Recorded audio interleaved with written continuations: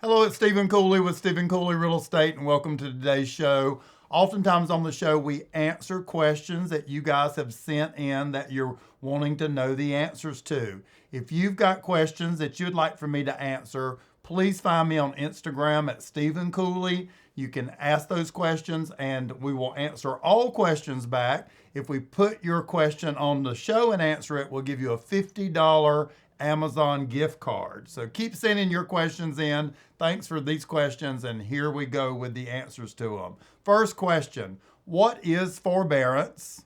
Will it lead to foreclosures?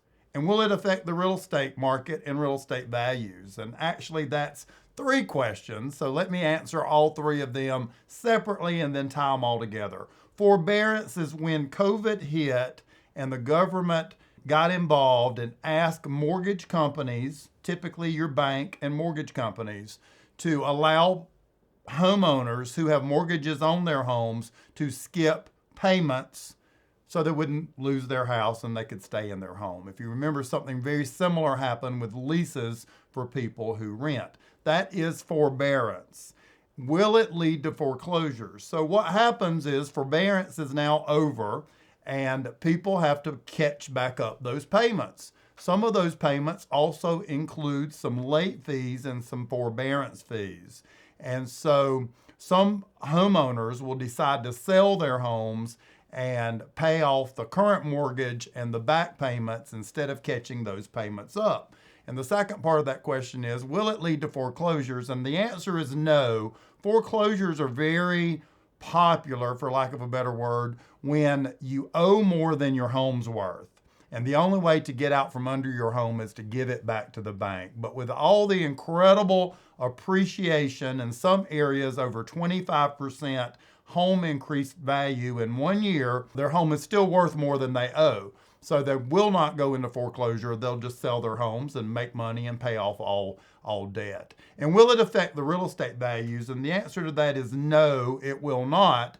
The latest study shows that it could increase inventory on the market up to about 11%. Right now, there's enough buyers trying to find homes that they'll gobble up that 11% pretty quickly. So it will not affect home values. Most people will not go into foreclosure. If you're looking for a house, you could see a couple of more homes available in your price range, and that's a good thing. Next question is, where is the best place to buy a house? I love this question, and over the years, I've been asked it quite often. You buy a home in the area you want, and you buy the home you want, first of all. Over 33 years and 12,000 home sales that I've been involved in, I've noticed that people are happiest when their home is close to their employment. That is a drive you make every day, twice a day, to work and from work. And if that drive is a big commute, I find that people aren't quite as happy in their home. So I would say the best place to buy a home is one near where your employment is. Next question is, and I'm getting asked this a lot, should I buy a home with my roommates? And I believe the reason I'm getting asked that the most in this generation of new first-time home buyers is people are getting married later and they're living with friends and roommates. And the answer to that is no. You should not buy a home with your roommates. Having multiple owners on a property can get very confusing. Let's just use an example. If you had two roommates and all three of you were going to buy the property, if you decided to sell the property, it would require all three agreeing on selling the property, when to sell the property, what to ask for the property, etc. And sometimes roommate situations, just like some relationships, don't work out, and you really can't involve the court system like married people can in distributing the property. So I do not recommend roommates buying property together. What I would recommend is whoever's asking the question must want to own a home. You buy the property, and you can buy it with maybe your parents or relatives and then rent to those roommates, and the rent could cancel out the entire house payment. Next question. Stephen, how much money should I put down as a down payment on buying a home?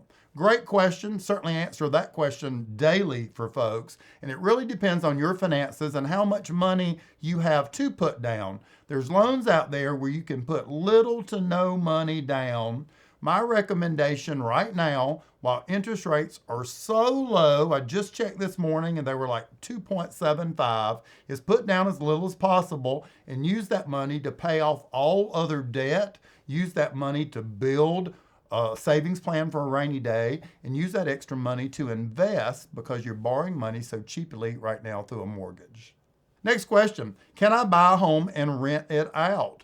Lots of people want to be investors and landlords and own real estate. I think you have to go deep and understand what the legalities are to being a landlord, what are tenant rights, what are the requirements as a landlord, what are the property requirements for the property to qualify for someone to live in, also understand eviction notices, understanding leases, etc. But if you understand all that and you want to own property, I think the great first home is a home you actually buy and move in because you get home occupied rates on the interest rate and the down payment. You usually have to live there a year to satisfy the mortgage requirement for an owner occupied rate, and then you can rent that home out and move to the next property. It is a wealth builder, and I've used that in my own personal life to build personal wealth. Next question, I've been asked this question many times, and I think I've answered it a few times on the show, is what's the difference between a condo and a townhome? From the street, a condo and a townhome can look identical, also from the floor plan in the inside. One difference you'll always see from the street is that townhomes cannot be stacked on top of each other because a townhome is deeded like a single family detached dwelling, and the fact that the owner owns the dirt below the townhome and the sky above the townhome. Condos can be stacked because you only own interior space on a condo. And then if there's 100 units in the condo development, you own 1/100th of the building. Townhomes, you own your roof and you own the dirt under it. Other than that, they can be very similar. Next question, what's the best time to sell my home? Well, you really want to buy low and sell high. So right now, you can probably sell your home for more than it's ever been worth and maybe ever will be worth in the next 4 or 5 years. However, most of us have to turn around and buy another home, and we're also paying a lot for the next house. We have lots of people who would like to sell now, but they don't want to turn around and buy and pay top dollar. So it's kind of a confusing situation. The best time to sell your home is when your lifestyle changes and you no longer need to live in that spot and you're ready for the next spot in your life. So the next question is a design type question. It's what's the best type of flooring?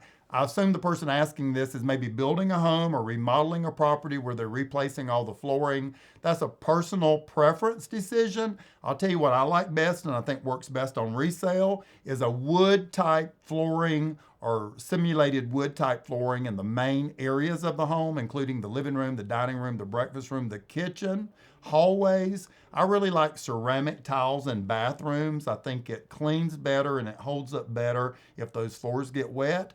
And then you just make a personal decision. I've always liked carpet in bedrooms, especially kids' bedrooms, so they can really play on the floor and there'd be cushion and that kind of stuff. But you also could run those hardwoods through the bedroom areas too. Next question is, why should I pick you as my realtor? And I guess when you say you mean Stephen Cooley. I could do an entire show on that, but I would say the number one reason is I have a ton of experience and my team has a ton of experience. We've helped over 12,000 local people buy and sell real estate over the last 33 years. And when you buy and sell real estate, we can apply all that experience to your home sale or your home purchase. I compare it to maybe if you're flying from New York to Charlotte and you're picking the pilot to fly the plane that you're going to be on. Would you rather that pilot have taken off and landed 6 or 8 times in their career? Would you rather that pilot have taken off 12,000 times and successfully landed that airplane? And that is the same thing in real estate. And we're extremely experienced in making sure that you not only have a good experience when you buy and sell, but everything happens correctly. Next question, I'm asked this question every day. When will home prices drop? Buyers are wanting to know because they do not want to pay top dollar. Sellers are wanting to know because they do not want to miss the opportunity to get top dollar for their home.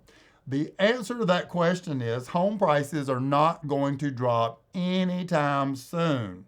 We do not have the inventory to satisfy all the people who want a home, not only locally, but across America. So home prices are not going to drop in the time frame that you're thinking about buying or selling real estate. So if you're a seller, you've got time. If you're a buyer, you need to go ahead and buy the property. And last question is, and I'm asked this quite often too, is when will interest rates go up? If we knew the answer to that, and if I knew it, and if I told you that, we could really hedge against that and become very wealthy. So no one knows the clear answer to that. I believe with the cost of everything else on the rise, I believe interest rates will go up over the next 12 and 24 months. A great rate is 4 or 5%, believe it or not, and interest rates are below 3 at the moment.